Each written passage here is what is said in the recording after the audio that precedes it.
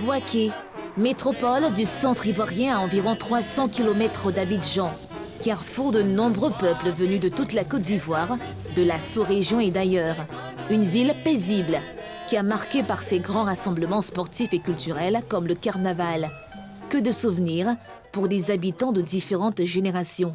La ville de Bouaké, c'est pas trop ce qu'on veut, comme en nos temps. Je souhaite que le carnaval puisse revenir pour ceux qui ont déjà vu, les autorités qui ont déjà fait, qui ont souri, ils ont applaudi. Je veux que ça revienne, même chose comme ça. C'était trop bon. Il y avait le roi qu'on conduisait du commerce jusqu'au rond-point de la paix ici pour venir brûler.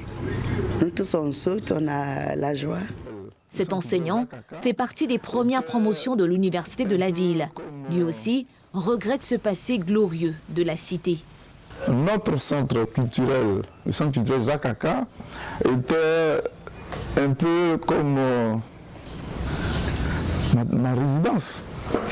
J'y allais régulièrement et ça m'a permis non seulement d'apprendre beaucoup de choses en matière de théâtre. Des années de gloire qui ont laissé place à une ville durement éprouvée par de nombreuses années de crise qui l'avaient défigurée. De nouvelles infrastructures routières, des travaux d'embellissement, certes, redonnent à la ville un nouveau visage. Des actions de volontariat également comme Je kiffe Bouaké, promues par ces jeunes qui se retrouvent régulièrement pour échanger et planifier des actions en faveur de leur cité. La question de l'emploi reste au cœur des préoccupations. Je kiffe Bouaké, ça part, il faut dire, depuis le temps de la crise où les gens ont beaucoup critiqué la jeunesse de Bouaké, jeunesse qui casse, jeunesse qui est vraiment délinquant. Voilà, et Je kiffe Bouaké est venu pour changer cette image-là de la ville de Bouaké. On fait de la formation, du coaching en développement personnel des jeunes pour leur dire qu'on peut partir de rien et aussi de la sensibilisation sur les biens d'État. Les biens d'État, c'est pour nous, c'est pour vous, c'est pour tout le monde. Momoni Koulibaly est enseignant et juriste.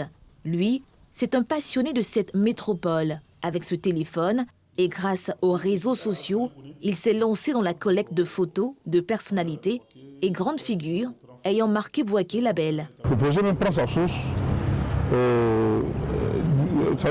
prend sa source à partir d'un élément, qui est un élément central. C'est-à-dire que le fait que moi-même, en tant qu'auteur, j'ai voulu partager mes souvenirs, me remémorer d'abord, mais ensuite partager mes souvenirs d'enfance.